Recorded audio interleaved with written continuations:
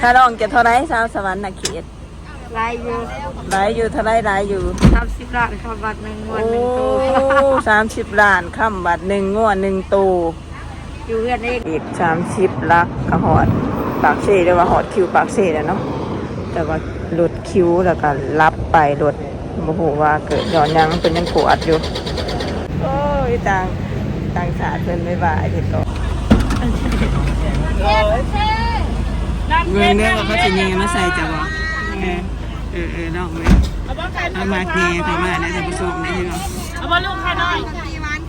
ใครตัวหลังใส่หนาเขาเลยน้ำเย็นนะว่าน้ำเย็นมาน้ำเย็นใครดูนะคะบอลลูกละในสุดเลยยาเด้อปีไก่รัก35เด้อในต้นละ60,000น้ำเที่ยงน้ำเย็นสวรรค์เขตรัก35แล้วเลยเนาะไก่แซ่บๆเลยนี่มีเองบอกเลยแม่นอันนั้นโตเท่าไหร่60บอกมาเอาให้น้องตัวหนึ่งหัวมันไปอันนั้นเครื่องในไปใส่แหละจะเอาไปใส่มันเอาอันคล้ายต่างหากไปข้างในโอ้มีแต่โตดิสิเนาะมาเกี้ยงหวานเด้อมาชื่อว่ามาเกี้ยงหวานเนาะตัวหนึ่งโดยคนสวรรค์ท่านผู้ชม50บ่ได้บ่เจ้าบ่มีเครื่องในได้แต่60ได้บ่ม่วงกินบ่ม่วงเอาน้ำตุ๊กนึงเอาหลอดให้คนเลยเด้อเอาหลอดเนาะหลอดนี่บ่ทอโอ้มันเผาแบบนี้เนาะเอาคาน้ำดื่มตัวใดเอาละบ่กินมะม่วงบ่กินน้ำเท่าไรเด้อฮะมีหวานบ่เอาละบ่คาน้ำดื่มเอายาวหายกับโบชื่อเชยเนาะเชยนี้จังๆถ้าหลุดข่าวก่อนมู่ยังโบชื่อเชยเอาชื่อซอยอันนั้นบ่เกี่ยงซะ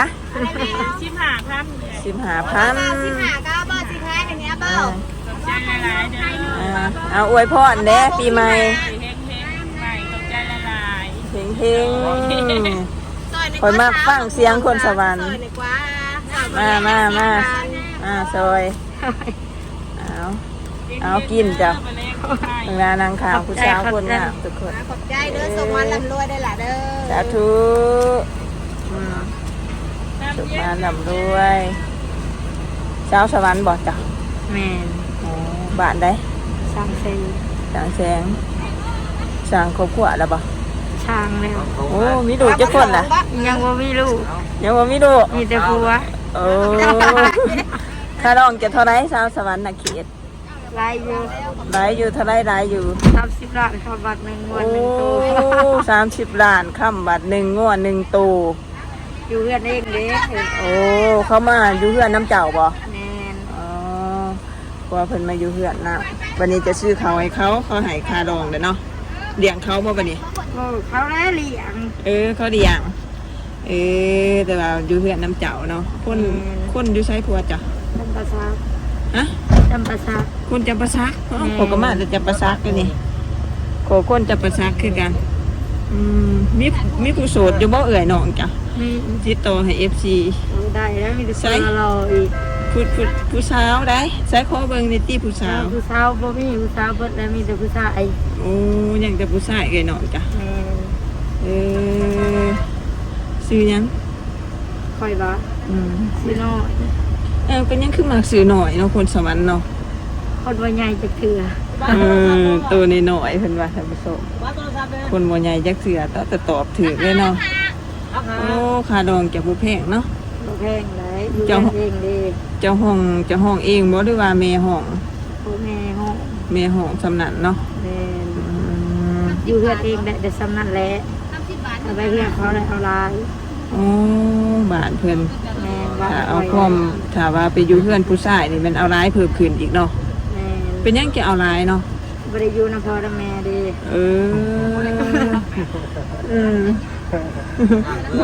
หายแล้วหัวขวัญฮะจ้างเขาเมื่อเลยอยู่เชียร์ร้ายเนี่ยนะโอ้ โอ้แบบเขาจ้างผู้หญิงเมื่ออยู่นำพ่อแม่ทางผู้ชายก็สิได้ใส่เวียกเฮาได้เนาะ แม่น คือ แล้ แบบ ว จังซั่นเนาะก็จะว่าท่านผู้หญิงไปอยู่เพื่อนผู้ชายค่าดองสิแพงขึ้น เพิ่ เพิ่น น ว่า แพงสุดสวรรค์เขต โอ้สาวสวรรค์เขตค่าดองแพงสุดเพิ่นว่าแพงสุด อย่าสิมาเอาเด้อ ดีว่าเอาเด้อว่าซะบ่แม่นข่อยว่าบางคนอยู่ปางเซ่ยังเป็น100ก็มี100ล้าน50ล้านก็มีมันแล้วแต่เนาะเนาะแล้วแต่บางคนพ่อแม่ห้องต่างกันจังซี่บางคนก็10,000 บาทก็มี 20,000 บาทก็มีแม่นบ่ล่ะ ถ้าประชาชนคือกันก็ประมาณนั้นแหละค่ะดอก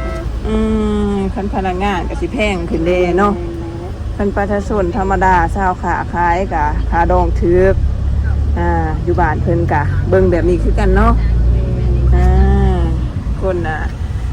FC ฟังไทยอยากได้แฟนลาวจังซี่เพิ่นก็ถามหั่นนะว่าค่าดองค่าลาวเท่าไหร่จังซี่มันก็แล้วแต่บางคนห้องเนาะงามกระตางอีกได้เนาะราคาเนาะ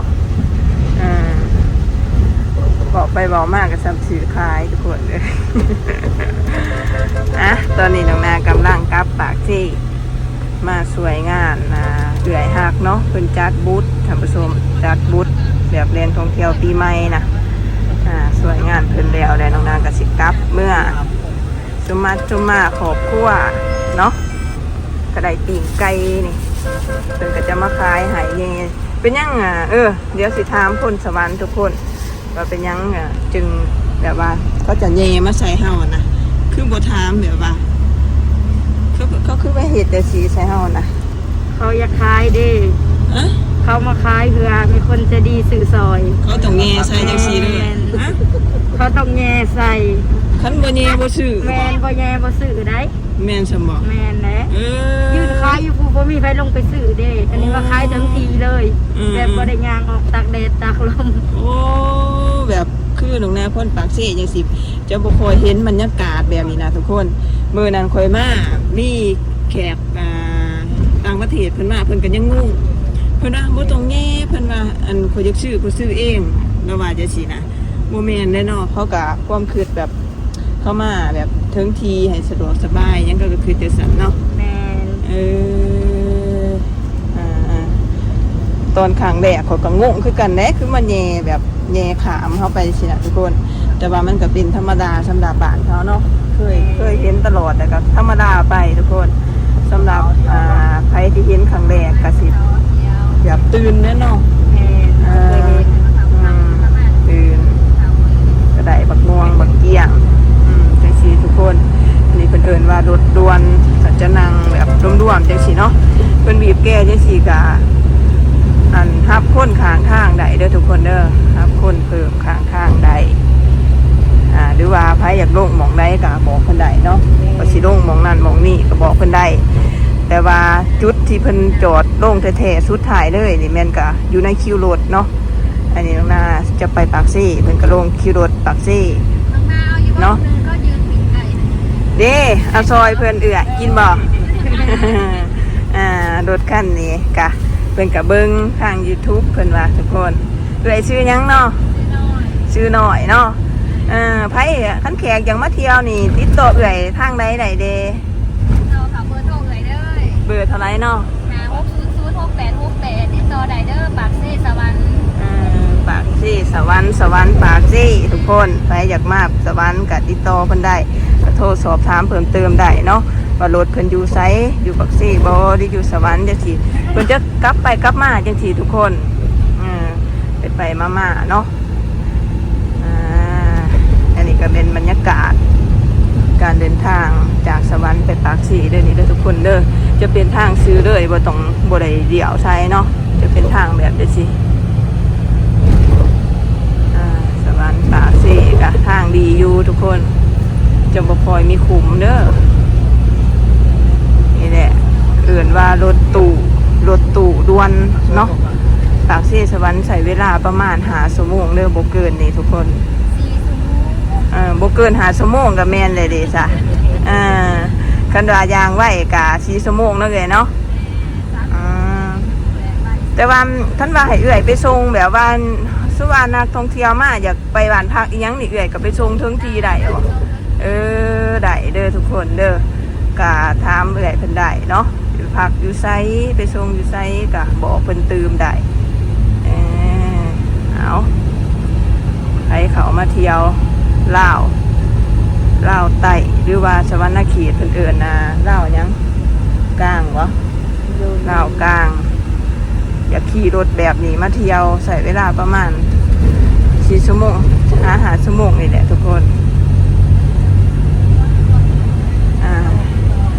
ตอนนี้ออกจากคิวมาประมาณ40 กิโลเนาะเอาได้ยิงไกลเมื่อตอนขอบครัวมื้อนี้สาวบ้านพนานไส้ทุกคน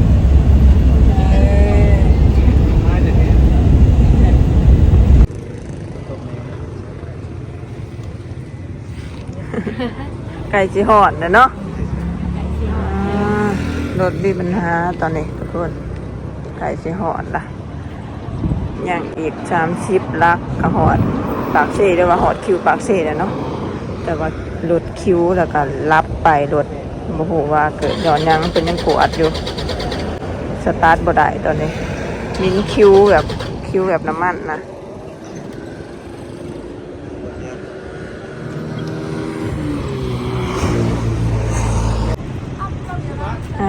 ตอนนี้เพิ่นเปลี่ยนรถมีรถคันใหม่มาหับเนาะ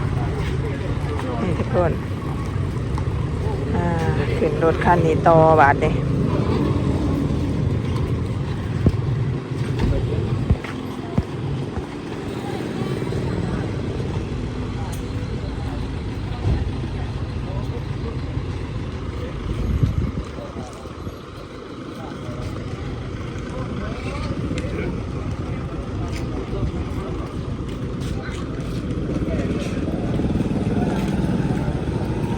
เอิ้นว่าน้ำมันหัวที่ว่าจักดับไปนะทุกคนน้ำมันหัวเนาะน้ำมันหย่อยแบบเห็นลายเลยอยู่กอง